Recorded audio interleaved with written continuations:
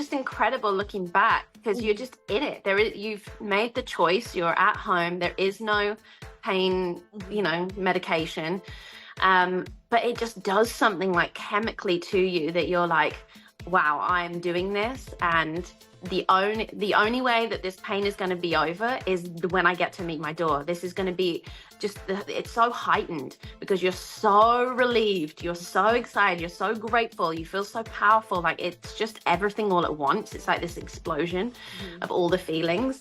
But yeah, the Ring of Fire was testing, and I was almost like falling asleep mid contraction just to try and like, okay, let me just try and sleep through it so I can go crazy in the next contraction.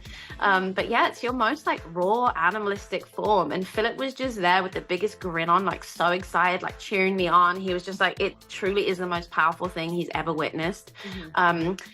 And I think he said the second time, because he knew what to expect, he was also more in it too, and less worried about everything else. And it all goes down to your birth team.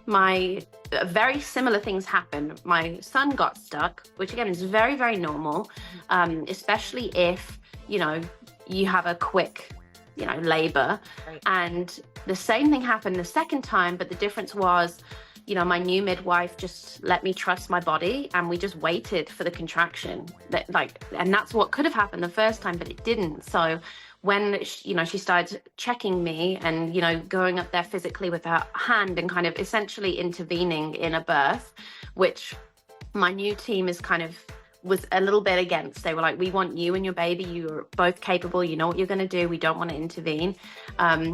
Instead, I got taken out of the water, which is shocking to your body, and then your oxytocin drops, and then the next contractions don't come. So then you're having to kind of pull the baby out more. And it's all happening in seconds, but it's all just not what you had planned. So you're like, what's going on? What's happening? And then he was born like behind me.